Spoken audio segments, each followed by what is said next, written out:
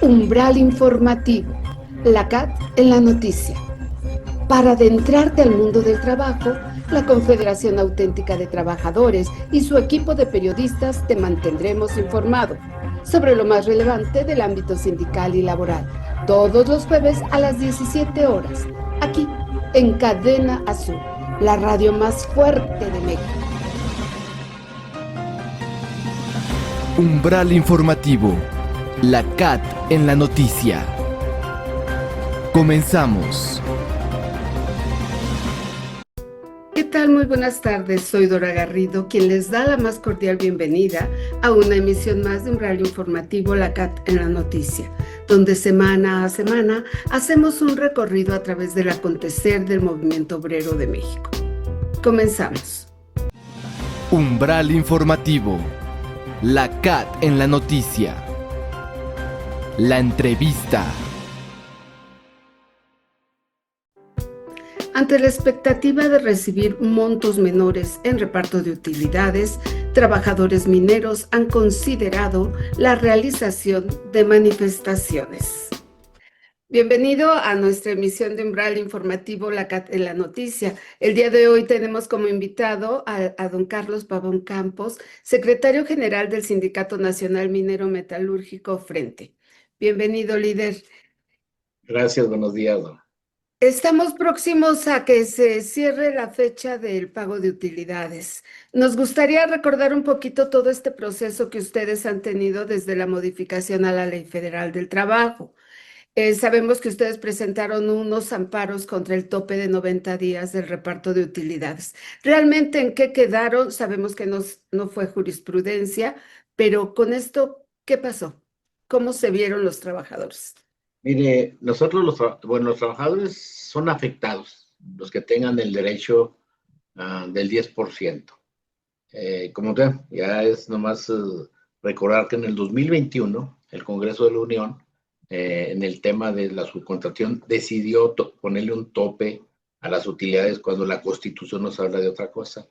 Desgraciadamente, el sindicato tenemos muchos problemas. Uno, tenemos a la presidencia de la República en contra, y conlleva todo, la Secretaría de Trabajo, todos cabildeando para que esos amparos no lleguen. Y aparte, las centrales grandes que votaron para precisar esto también están cabildeando para que no se haga. Estamos viendo un proceso, en verdad, que es una situación que las empresas son las que pagan las utilidades y parece que el gobierno y los sindicatos supuestamente representantes de los trabajadores, y que ellos votaron por esa iniciativa malamente los trabajadores sin consultarlos, pues están cabildeando para que no nos den, y nos han obligado que todos los jueces se vengan al juzgado 8 de materia laboral en la Ciudad de México, y todos están saliendo de la misma manera, todos nos están rechazando. Tenemos otros procesos que tenemos que seguir, pero no es justo. La verdad es que es la oportunidad de reivindicar las utilidades de los trabajadores a quien tengan, y hay sindicatos que nunca los pelean. Inclusive hay sindicatos que sí critican, pero llegan a empresas y negocian con ellas para no meterle una revisión a las utilidades. Nosotros todos los años hemos metido. Entonces ahorita pues tenemos a todo el mundo en contra. Como sindicato, nadie nos puede ver porque, pues, ¿cómo nos van a dar un amparo un sindicato pequeño, ¿no? Entonces, pues tenemos muchas situaciones. Tenemos una queja ante la OIT que ya no la aceptaron. Hay un convenio de 1948 sobre protección al salario entre México y la OIT. Y bueno, se va a formar un comité para darle seguimiento a esto, porque nosotros estamos buscando donde sea posible, pero lo que más siente uno, yo creo que vergüenza ajena, es que sindicatos no les interesa, no ven. Y si no dan utilidades para ellos es mejor. Hay sindicatos que nunca les han dado, aunque tengan. Teléfonos de México es uno de ellos. Cuando era para estatal no les daban, como la comisión y como eso, que también es un tema que hay que valorar, porque al final tienen resultados los negocios, la comisión, petróleos, deben de tener utilidades. ¿Por qué no repartirle a los trabajadores? Pues no se quedan para los políticos. Claro. Señor, también sabemos que se habían acudido a esta revisión de respuesta rápida del TECMEC, ¿hicieron alguna revisión? ¿No la hicieron? ¿Está en proceso? Mire, estamos valorando eso por una cuestión, porque bueno, esta cuestión rápida es para quejas contra las empresas. Y ahorita la queja no es contra la empresa, es contra el gobierno y contra el Poder Judicial y el Poder Legislativo, el Poder Ejecutivo y el Poder Legislativo. Porque teníamos esperanzas de que se fuera una, que, bueno, no es constitucional y nos dieran un veredicto, pero el cambio de la Suprema Corte, pues ya vemos para dónde va a ir nuestros amparos, a la basura. Qué malo que ahorita viene el 1 de mayo, precisamente reflexionamos, donde mucha gente perdió la vida por sus ideales, por conseguir beneficios a los trabajadores, y ahora estamos en un tema que son perjuicios. Y yo quiero enumerar varias cosas, si me permite. Sí, Uno, las utilidades. Dos, a su cuenta autorizaron en el Congreso General a quedarse con 2.6 billones de pesos. Es una cuenta particular personal de cada uno de los trabajadores. A los de 70 a 75 años se los llevaron definitivamente.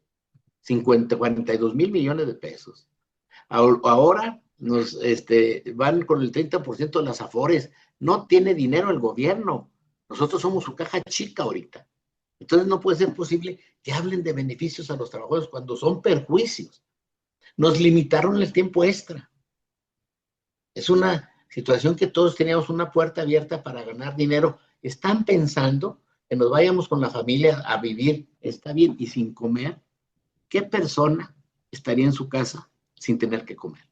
Sin poder dar a sus hijos. O sea, traen una mentalidad de huevones, con todo respeto, y nosotros no estamos peleando. Es más, no les pedimos nada, sino que no nos freguen lo que ya tenemos. No les pedimos. Claro, señor, algo que a mí me llama la atención, o sea, el contrato colectivo de trabajo es un instrumento valiosísimo para los trabajadores y las organizaciones. En ese contrato no se pudiera, por decirlo así, establecer el que no se pueda utilizar, por ejemplo, el 30% de las afores para evitar que a los trabajadores en ciertas empresas no lo tomen. Pues es que tenemos que buscar la manera, mire, yo creo que ese es un robo en despoblado. Los trabajadores siempre estamos indefensos. Toda la historia, los trabajadores han tenido que luchar para salir adelante. Y lo que me da mucho coraje, no tristeza, es que centrales grandes estén avalando todo esto. Los que estaban en el PRI estaban con Morena. Es una cuestión ideológica. ¿Qué tanto deberá? ¿Quién sabe? Yo, la verdad, ando molesto porque a nosotros nos afecta. A mis compañeros del sindicato, a la mayoría están afectando. Sí, salieron, me salió en ceros y nos critican. Y yo quiero recordarle al gobierno y a los diputados que ese dinero lo dan las empresas, no sale no sale de lo que nos quitan de impuestos. Nosotros como mineros andamos pagando entre un 30 y 35% de impuestos. Sí. Nos quitan una tercera parte, de ahí empezamos mal. Nos dicen que necesitamos más vacaciones sin dinero. No, lo que necesitamos es más dinero para vivir. Ahora, yo le quiero hacer una reflexión. Anteriormente, hace 40 años, 30 años, teníamos una canasta básica, ¿verdad? Y trabajamos para comer, para vestir y para vivir. Los trabajadores les ha gustado. Viene la tecnología, nos metimos en esa tecnología, vino la tecnología, los hijos o los nietos ya en la escuela le piden tablet, debe tener internet, debe ir con un teléfono. Oiga, una canasta básica, agréguenle todo eso y verá que no vamos a gustar. No alcanza. No alcanzamos ni con lo que ganamos ahorita. Claro. Y nosotros somos privilegiados hasta cierto punto porque no ganamos un salario. Ganamos más que un salario mínimo. Y así ajusta la gente.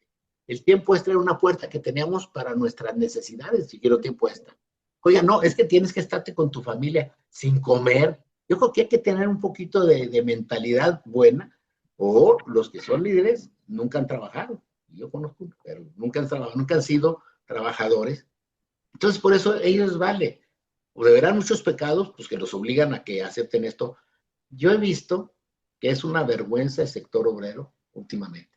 Antes del 1 de mayo, salíamos a manifestarnos con un derecho, y nos tomaban en cuenta nuestras propuestas. Había un sector obrero que se comunicaba, que platicaba. Ese es el tiempo más agachón que existe en la historia de México. Claro. ¿A qué cree usted que se deba esto? ¿Será miedo de las dirigencias? Un temor a sus pecadillos que han de tener por ahí. Un temor que no pueden mover nada, pero lo ingrato y lo triste es que le hacen creer a la gente que están haciendo una lucha. Todos estos perjuicios lo ven como un logro para los trabajadores y lo van a anunciar el 1 de mayo, ¿eh? Sí. Me van a decir que, y luego nos dicen que nos van a regresar el dinero. Si el gobierno tuviera dinero, no tiene por qué tocar ese dinero. No tienen dinero. Somos la caja chica del gobierno. El 16.5% de las afores es del Producto Interno Bruto. Imagínense, el 30%. Yo fui diputado en el 18 de 2021 y ¿qué pasó? Había un fondo para las enfermedades catastróficas de 130,000 millones de pesos y nos platicaron la misma, nomás iban a agarrar 30% y ahorita no existe. Sí, desapareció. No hay medicamentos, nosotros tenemos que pagar a médicos particulares para atender enfermedades de nosotros y de nuestra familia, desviar nuestro recurso, ellos todavía pensando que tenemos que descansar, como tú una bola de huevones, todos los legisladores, pues ninguno ha trabajado, yo con todo respeto, es que, ahora, fíjese qué curioso que en el 2019 hay una modificación a la ley, hay una modificación a la ley donde nos llevan a consulta los contratos colectivos se volvieron y lo hicimos. Todas las decisiones se van a consulta. Sí. La elección de dirigencias locales y nacionales. Y en esto no se acuerdan que existimos para preguntarnos si estamos o no de acuerdo con este robo en despoblado que están haciendo. Y luego con una Suprema Corte que está a modo, pues ¿qué nos espera en este país? Sí, es difícil. Líder, hay otro tema, el fondo minero.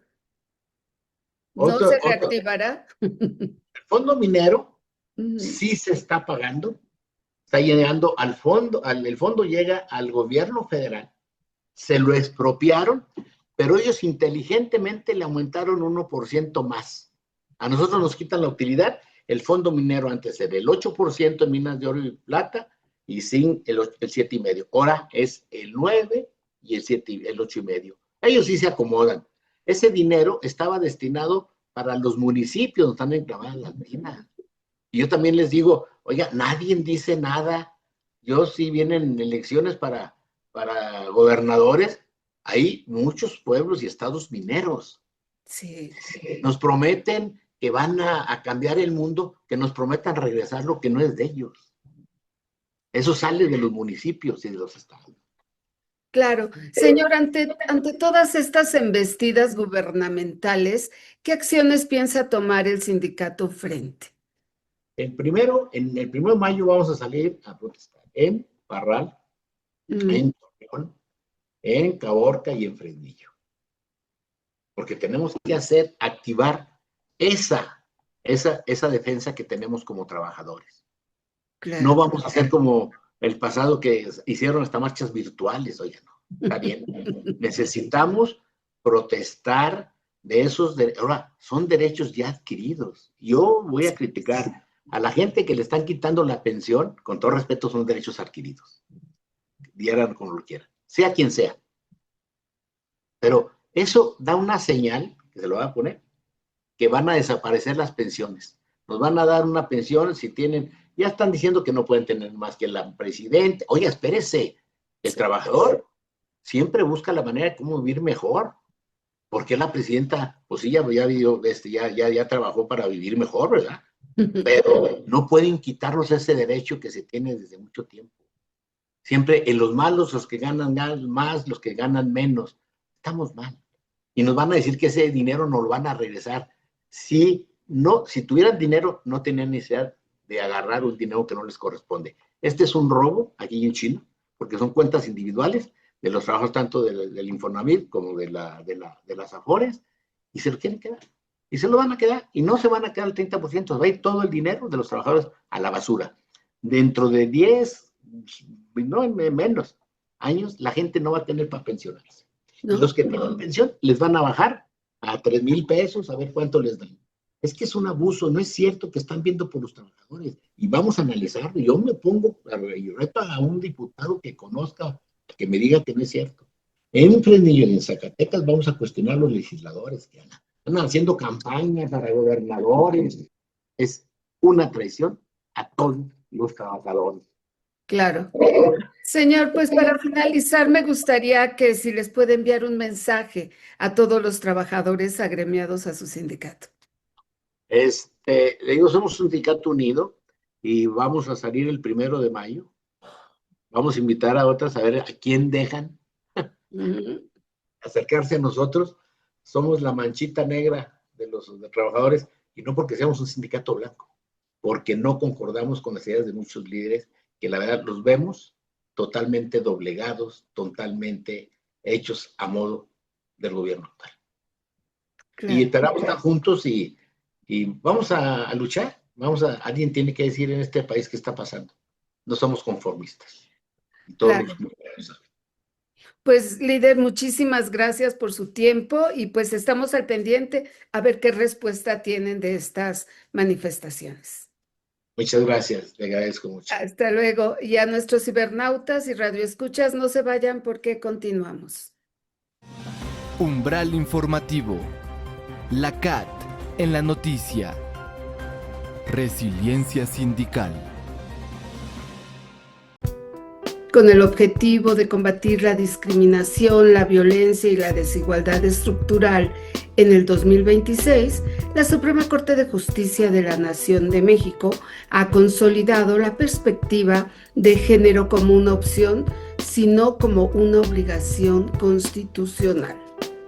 A pesar de los avances en materia de equidad de género en la legislación mexicana, el sector femenino en el mundo laboral sigue enfrentando situaciones de acoso, diferencia salarial en trabajo igual, abuso o violencia en sus centros de trabajo, lo que significa una total discriminación por ser mujer. Es en medio de este contexto que la abogada Carla Martínez externa ante Umbral Informativo, la CAT en la noticia, algunos de sus puntos de vista sobre la materia. La especialista en derecho laboral asegura que son situaciones que en ocasiones se han normalizado dentro de los centros de trabajo.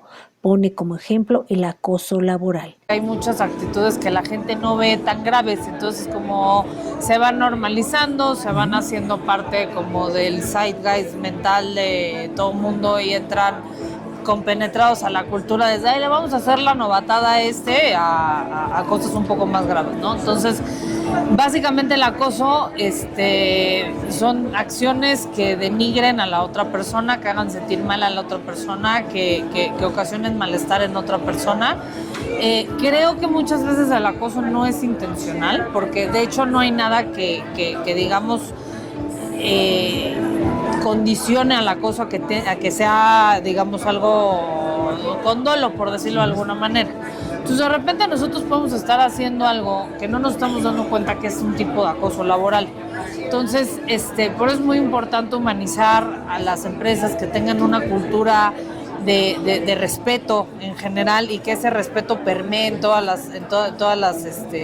las aristas que existan en la empresa. En cuanto a la impartición de justicia por la presencia de cualquiera de las manifestaciones de desigualdad de género, la licenciada Carla Martínez asegura la existencia de la falta de confianza de las mujeres al momento de hacer la denuncia. Hay muchas mujeres que no se acercan a la justicia precisamente porque sienten que no se van a sentir escuchadas y también porque sienten que aunque vayan y se acerquen no va a haber un resultado tangible. Hay muchas cuestiones, y esto me voy a adentrar más un poco también en el tema penal, pero hay muchas mujeres que no denuncian porque les hacen un escrutinio público tremendo para que al final no se haga nada o la persona que se metió a la cárcel o que están buscando acusar de algo salga libre, salga sin ningún rasguño, pasa mucho. Entonces, oye, no hay justicia y encima me estoy exponiendo yo. Es por ello que, dice la abogada, es trascendental que quienes imparten la justicia, es decir, los jueces, lo hagan con perspectiva de género. Por eso es importantísimo que tengamos juzgadores con perspectiva de género y que realmente identifiquen estas cuestiones que crean la desigualdad entre hombres y mujeres y pueden crear entornos hostiles para las mujeres. La abogada Carla Martínez explica el significado de perspectiva de género, virtud con la que debe contar la impartición de justicia laboral. Es una herramienta que nos funciona para analizar y juzgar realmente los sistemas que podrían estar afectando esta equidad de los géneros en la materia del trabajo. Mira, vamos a aplicarlo a la materia del trabajo. Aunque no solo es eso, todavía hay otras diferencias entre hombres y mujeres. Por más que la ley tenga los lineamientos a seguir, la discriminación existe y no se cumple con el principio de a trabajo igual, salario igual. Por más que a nivel ley ya tengamos este principio que existe hace muchísimos años de a trabajo igual, salario igual, no se cumple en este tema. ¿Qué se puede hacer al respecto? Se puede empezar de entrada a dignificar ciertas actividades y ciertas profesiones que se ven únicamente como que exclusivas para mujeres. Una de esas actividades, dice la licenciada Carla Martínez, son los cuidados, ya sea del hogar, menores de edad, personas con alguna discapacidad, adultos mayores o en situación de enfermedad. Son de mujeres y son menos pagados y son vistos como un poco menos. Es como el doctor y la enfermera, ya sabes, como que este tipo de cuestiones. También esta idea de que no, la mujer es la cuidadora primordial del hogar, entonces obviamente cuando entra una mujer en como, no, pues esta ya se va a casar, va a tener hijos, se va a ir, le va a valer, entonces no va a tener el ascenso que va a tener el hombre, cuando el hombre también debería de ser parte de su familia. Entonces justo son este tipo de cuestiones con las que podemos trabajar para empezar a trabajar en cerrar brechas. Finalmente, la abogada Carla Martínez manifiesta que seguir lo que estipula la legislación laboral significa cuidarnos todos como integrantes de una sociedad. Para Umbral Informativo, la CAT en la noticia, Aida Mendoza. Umbral Informativo. La CAT en la noticia. En opinión de... El consumo de sustancias adictivas en los centros de trabajo es un desafío creciente que afecta la seguridad, la productividad y la salud integral de los trabajadores, siendo el alcoholismo responsable de hasta el 50% de los problemas de producción en algunas empresas. Sobre este tema habla el maestro Ricardo Espinosa López. Hola, ¿qué tal? ¿Cómo están todas y todos? Un saludo muy afectuoso. Pues nuevamente en el mundo del trabajo, este mundo del trabajo que tiene que ver con el derecho al trabajo individual y colectivo, pero también tiene que ver con la inversión, tiene que ver con la creación de empleos, con productividad, con medidas de higiene y seguridad. Es muy amplio nuestro derecho con respeto a derechos humanos, etcétera. Pero fíjense que hoy quiero comentarles un tema que me parece de suma importancia porque puede derivarse en diversos criterios e interpretación de algunos artículos de la ley. Siempre el tema de las adicciones, especialmente de las adicciones de las llamadas drogas o enervantes, pero generalmente de las adicciones provocan enfermedades generales a las personas por esas adicciones. De hecho, está catalogado como una enfermedad general. Y la Ley Federal del Trabajo, hablando del derecho del trabajo, pues habla en el artículo 47, fracción 13, sobre causales de rescisión para que cuando un trabajador llegue en estado de embriaguez o enervado, salvo prescripción médica, se le puede rescindir. ¿Verdad? Se le puede rescindir y separar de su trabajo. Por otro lado, en el artículo 134, fracción décima, el trabajador está obligado a someterse a los exámenes médicos que se determinen de acuerdo a ciertas medidas de seguridad, que debe estar en el reglamento de trabajo, en fin, bajo cierta argumentación y cierta fundamentación para que se pueda someter a estos exámenes. Y en caso normalmente de que salga positivo, pues vienen algunas consecuencias de carácter jurídico, inclusive la suspensión o la terminación. Sin embargo, hay una tesis, la tesis del 27 de marzo, emanada por un tribunal de colegiado de circuito, la 2031-965, donde toca el tema de las adicciones. Es un caso donde privilegia que las adicciones son una enfermedad Dos, que el patrón, por este sentido, no podrá despedir al trabajador, sino al contrario, podrá suspender la relación laboral en virtud de que al encontrarse una causa de enfermedad general, ya que la dependencia a las drogas se considera una enfermedad general, no podrá rescindir la relación, sino lo podrá suspender. Pero además, esta tesis impone de alguna manera que debe privilegiarse la rehabilitación de la persona trabajadora. Es decir, parece que le está permitiendo al trabajador de alguna manera consumir este tipo de enervantes, le está tolerando la enfermedad para poder trabajar o no sin que se le sancione. Y le está cargando al patrón, parece así, que vea y vigile lo de la rehabilitación del trabajador al considerar una enfermedad general. Claro que es un caso concreto donde un trabajador no llega a trabajar, tiene causales de falta, lo rescinden y después alega que está enfermo, que es dependiente de las drogas. Y esto hace que el juicio no proceda.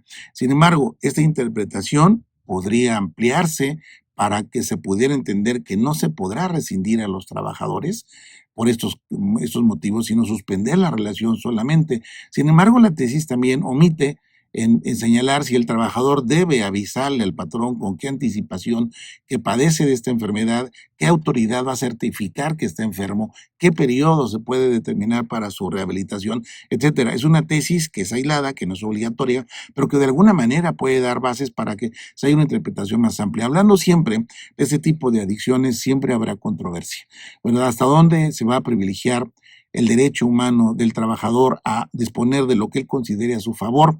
En este caso, la tolerancia a las drogas que afecta la relación laboral, ya sea en las faltas, ya sea en la asistencia, ya sea en la terminación, llámese rescisión u otra forma, llámese suspensión, hasta dónde el patrón va a tener que cargar con algún tema de rehabilitación, hasta dónde responsabilidad del propio trabajador, del Estado o del patrón, este tipo de cuestiones. Es un tema que seguirá avanzando y que seguramente más adelante traerá también otro tipo de interpretaciones. Hoy simplemente hago el comentario de esta tesis que puede derivarse en diversas interpretaciones. Por el momento nos está estableciendo que no se puede rescindir la relación, sino debe suspenderse en caso de que un trabajador sea adicto a las drogas porque se le considera una enfermedad general. Creo que hay mucho que discutir sobre el tema. Muchas gracias. Trabajador, trabajadora. ¿Sabes que solamente 1 de cada 10 trabajadores en México están sindicalizados? Obviamente, esto impide que gocen de mejores condiciones laborales. ¿Qué esperas? Acude a la delegación sindical de la Confederación Auténtica de Trabajadores. Ahí te informaremos. Por un trabajo digno.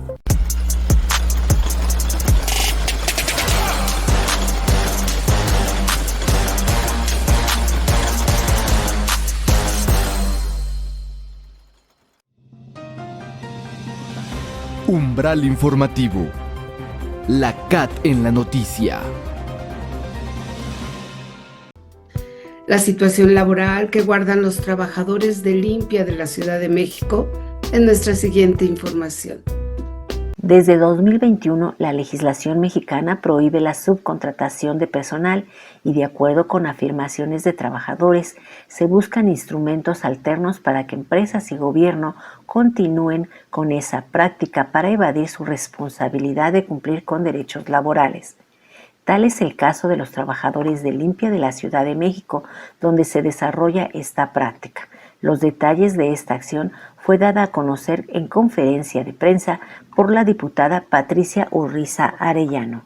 El día de hoy Mariana se atreve a alzar la voz y nos platicó sobre un nuevo programa social que implementó el gobierno de la Ciudad de México para contratar de manera informal e ilegal a trabajadores y trabajadoras para que limpien esta ciudad.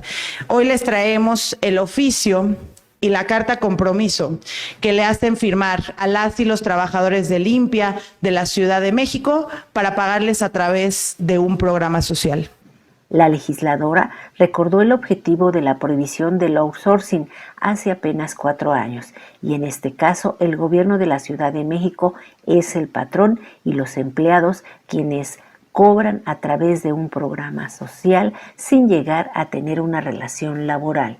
Esto con el objetivo de que los empresarios y las empresas formales no contrataran por terceros a personas que tienen una relación laboral directa con ellos y con ellas y que no se les respetan sus derechos laborales. Que, por cierto, no cumple ni siquiera la cantidad de dinero que debería de cumplir el salario mínimo. Les pagan menos que lo que la legislación vigente dice que debería de ser el salario mínimo. Y además trabajan muchas más horas que las que establece la ley.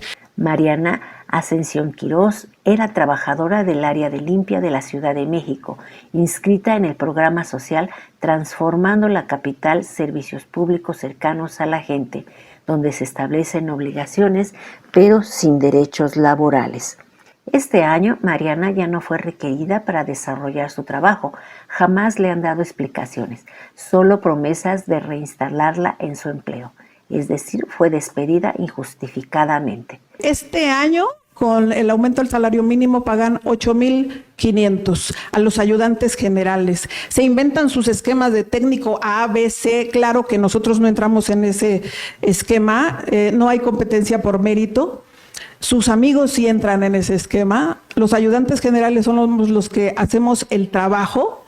Y sus amigos, los que cobran como técnicos, que la verdad no sé bien qué hacen porque nunca los he visto. Bueno, ve el celular. Toda la jornada ellos sí cobran. Me parece que a ellos sí les incrementaron este año, están en las reglas de operación del programa Transformando la Capital Servicios Públicos Cercanos a la Gente. Lo que vivió Mariana fue un despido injustificado. No se le explicó y dado el esquema bajo el que está contratada, pues claro que no se le puede hacer ninguna liquidación, indemnización de todo el trabajo que ha hecho por el gobierno de la Ciudad de México. Mariana ha denunciado los hechos, pero aún no se resuelve su problema. Ella no quiere que sus compañeros vivan lo mismo que ella. Por ello, sigue luchando porque la impunidad desaparezca. Hay 59 millones destinados, ahí lo dicen las reglas de operación, a uniformes y equipo de seguridad, que el equipo de seguridad nunca se nos ha dado. El uniforme sí, nunca lo porté, porque murió mi amigo Mauricio en Iztapalapa por llevar ese uniforme. Pedí el chaleco y 15 días después el secretario Lubiano nos mandó chalecos, este que traigo de obras. Entonces, en las reglas de operación está todo. Ay, si me hace favor como de checar 59 millones y no les alcanza para darnos unos guantes. Me platicaba que las jornadas laborales son extenuantes, extensivas. Los citan a las 10 de la mañana, a las 8 de la mañana y los dejan ir a las 10 de la noche. Entonces, preguntar si con estas reglas que tiene el gobierno de la Ciudad de México, se están cumpliendo las leyes que acabamos de aprobar el año pasado para que la jornada laboral sea digna para las y los trabajadores de nuestro país. Si eso no excede las 40 horas que acabamos de aprobar y además los días de trabajo que ni siquiera les otorgan un día de descanso porque es bajo un programa social. Finalmente, la diputada Patricia Urraza Arellano informó que se presentó una iniciativa ante el Congreso para que todos los trabajadores de limpia de la Ciudad de México tengan seguridad social, sin importar el esquema por el que sean contratados. Para Umbral Informativo, la CAT en la noticia, Aida Mendoza. Umbral Informativo, la CAT en la noticia. El número absoluto de mujeres excluidas aumentó en 1.8 millones desde el 2005, debido principalmente a labores de cuidados no remuneradas y falta de empleo digno. El sistema laboral de México muestra una profunda injusticia económica hacia las mujeres. La mayoría están excluidas de las posibilidades de trabajar y gran parte de ellas por estar dedicadas a labores de cuidados en su hogar. Esta realidad no es reciente. De hecho, sobre las mujeres pesan al menos 2 décadas de exclusión con estructuras laborales que les imponen un rol cultural de género y además violentan sus derechos humanos al trabajo. En la actualidad, las mujeres sin trabajo, desempleadas o dedicadas a labores de cuidado no remuneradas, suman 19 millones, representan un 44% de la población potencialmente productiva de mujeres. Hace 20 años, la exclusión afectaba a 17.2 millones, 53% de la población potencialmente productiva de mujeres, aunque el porcentaje bajó un poco. La cantidad de mujeres excluidas aumentó 1.8 millones. En total, hay 23.8 millones de personas excluidas. De ellas, el 80% son mujeres. Cabe resaltar que por cada hombre en exclusión hay 4 mujeres. Acción Ciudadana frente a la Pobreza presentó el segundo reporte del panorama laboral, perspectiva desde las mujeres. Este ejercicio revela una realidad de injusticia económica. En 20 años, la exclusión laboral de las mujeres prácticamente no se ha movido, siguen siendo mayoría. Labores de cuidado, imposición que excluyen las mujeres que forman parte de la población potencialmente productiva, mayores de 15 años que trabajan o en condiciones y necesidad de trabajar, ascienden a 43.2 millones, representan el 79% de la población de mujeres de 15 años o más y el 52% de la población potencialmente productiva, total 83.3 millones. Del universo actual, las que no tienen trabajo, ya sea por estar desempleadas o dedicadas a labores de cuidados no remuneradas, suman 19 millones de mujeres. A dimensionar, es preciso acotar que del total de 23.3 millones de personas excluidas en el país, 8 de cada 10 son mujeres, 80%, y solo 2 son hombres. Hay 4 veces más mujeres excluidas por cada hombre en exclusión. Hay 4 mujeres en esa situación. La principal razón de exclusión de las mujeres es la falta de servicios públicos de cuidados suficientes, accesibles, asequibles y de calidad, que abran la opción de cuidar a niñas y niños menores, o sea, centros infantiles o en edad escolar, escuelas de horario ampliado y a otras personas que requieren cuidado. México no tiene un problema de falta de cultura del esfuerzo, tiene un problema de falta de oportunidades y de organización institucional del cuidado. Otras condiciones laborales adversas, la situación de las mujeres ocupadas también es desalentadora. El hecho de que tengan trabajo remunerado no es sinónimo de que cuenten con derechos laborales, ni mucho menos un trabajo digno. De las 24.3 millones de mujeres ocupadas, la mayoría trabaja en condiciones precarias, en trabajos sin seguro social informales, y esa situación prácticamente no ha cambiado en 20 años. Actualmente, 14.4 millones de mujeres carecen de afiliación al seguro social y acceso a instituciones de salud por vía laboral. Son 60% de las mujeres ocupadas. Hace 20 años eran 67%, 9.7 millones en 2 décadas. La reducción en porcentaje fue mínima, pero en cantidad ahora son 4.7 millones más. Y con respecto a la informalidad laboral, hoy en día 13.6 millones tienen trabajos informales, representan el 56% de las mujeres ocupadas.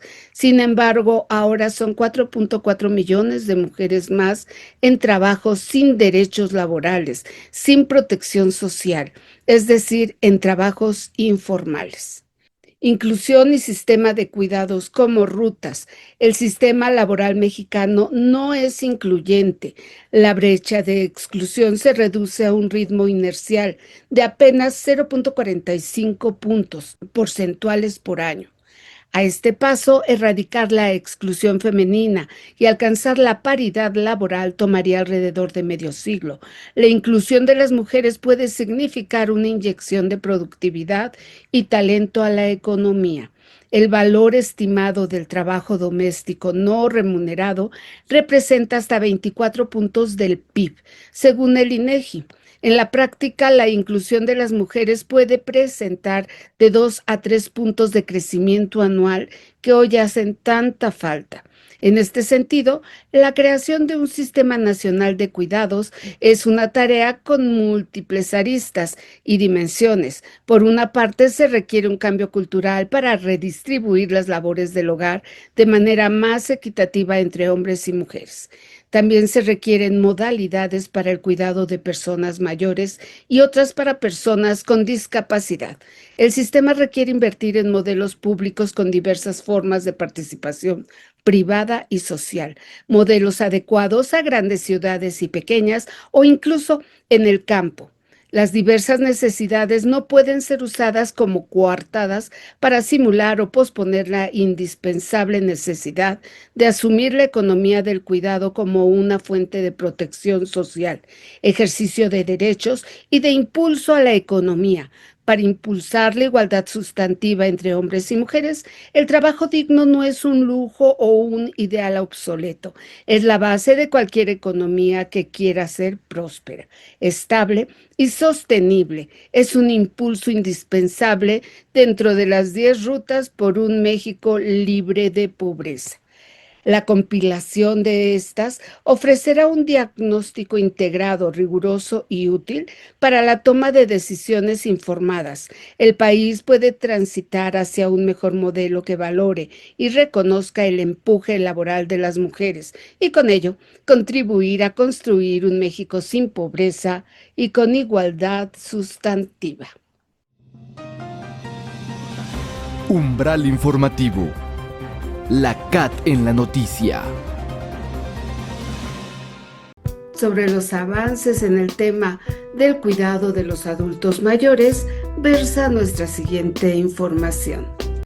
Con el propósito de tener una iniciativa acorde a las necesidades de la población sobre un sistema de cuidados, el Congreso de la Ciudad de México lleva a cabo mesas de trabajo con organismos de la sociedad civil, académicos y líderes sindicales. Todos los sectores han sido tomados en cuenta. En esta ocasión el tema está relacionado a los cuidados de las personas mayores. El diputado Víctor Gabriel Varela López, presidente de la Comisión de Inclusión, Bienestar Social y Exigibilidad de Derechos Sociales del Congreso de la Ciudad de México, informó que el predictamen sobre la Ley de Sistemas de Cuidados está listo, pero que puede modificarse y enriquecerse con la participación de todos. No partimos de que quienes estamos en las instituciones tenemos la voz cantante y definitiva, sino precisamente estamos aquí para eso, para seguir intercambiando puntos de vista, enriquecer lo que ya está. Y bueno, la idea de estos foros es precisamente con este predictamen que retoma elementos de los diversos legisladores, legisladoras, grupos parlamentarios y el gobierno de la ciudad propusieron en cuanto a la ley del sistema de cuidados. Por otra parte, la diputada Cecilia Vadillo Obregón, presidenta de la Comisión de Igualdad de Género del Congreso de la Ciudad de México, mencionó la importancia de la iniciativa. Es que cada institución del gobierno de la ciudad se aboque al sistema de cuidados y tenga un enfoque de cuidados. Por ejemplo, el metro, el transporte público. Ahorita ustedes saben pues que es muy complejo mover a una persona enferma en el transporte público o mover a un adulto mayor que utiliza una silla de ruedas, que tiene una discapacidad motriz, es prácticamente imposible. Entonces se incluye también la parte de movilidad, el hacer políticas en las que cualquier persona pueda moverse de manera autónoma en el transporte público. Y como ese hablamos también de escuelas de tiempo completo, en la parte educativa, en temas de salud, y así se establecen todas las políticas que tienen que ver con esto. En este sentido, se reconoce en esta ley 3 derechos: el derecho a cuidar, el derecho a ser cuidado y el derecho al autocuidado.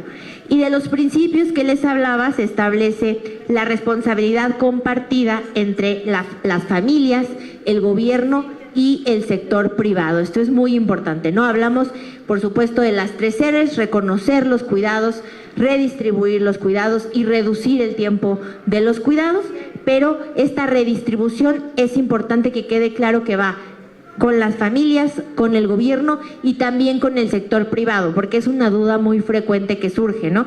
¿Esta ley solamente va a regular al gobierno o también está implicando a las empresas como pues entes laborales? Al respecto, la diputada Lisette Salgado, vicepresidenta de la Comisión de Inclusión, Bienestar Social y Exigibilidad de Derechos Sociales del Congreso de la Ciudad de México, reconoció que hablar de cuidados no es sencillo. Hablar de cuidados implica hablar de autonomía, de apoyos, de desigualdades, pero también de derechos que durante mucho tiempo no han sido plenamente reconocidos. Construir una ley en materia de cuidados sin duda es un reto, y lo haremos con la participación de los sujetos a quienes busca beneficiar. En particular, para tratar el tema del sistema de cuidados a los adultos mayores, se pusieron en la mesa 5 preguntas que los participantes deberían responder. Los presentes manifestaron su preocupación sobre el principio de desinstitucionalización de las personas mayores, como lo dice la iniciativa, así como la designación del presupuesto. No pidan un principio de desinstitucionalización cuando siempre va a haber personas que por el mismo proceso de envejecimiento, porque va avanzando, el deterioro va avanzando, siempre va a haber personas que van a requerir de cuidados porque están en una situación de dependencia. Parte de lo que se necesita son los recursos, y sí nos preocupa que, por ejemplo, al INAPAM le han reducido enormemente los recursos para operar cuando son los que organizan, coordinan la política pública a nivel nacional, cosa que en este sexenio se está haciendo, ya se venía haciendo, pero necesita organizar todo lo que hay alrededor de las personas mayores. Otra reflexión giró alrededor de la falta de espacios adecuados para la estancia de las personas mayores con enfermedades crónico-degenerativas como el Alzheimer.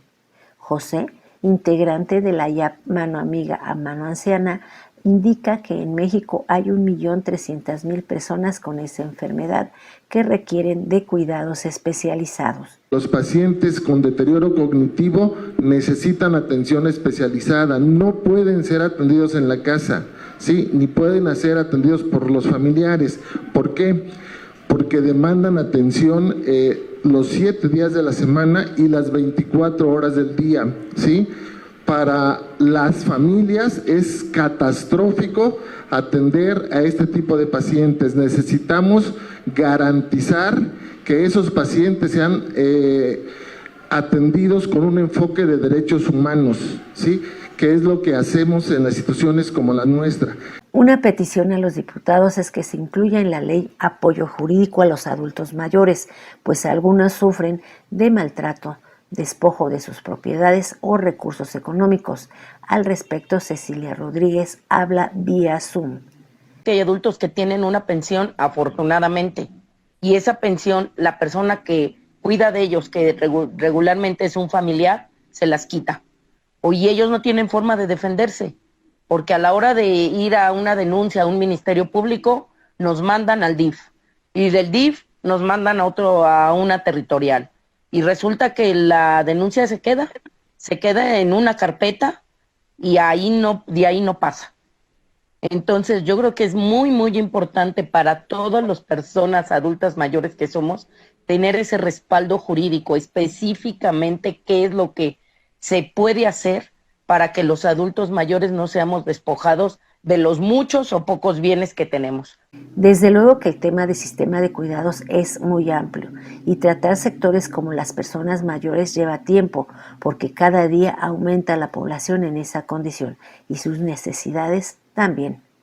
Para Umbral Informativo, La Cadena Noticia, Aida Mendoza.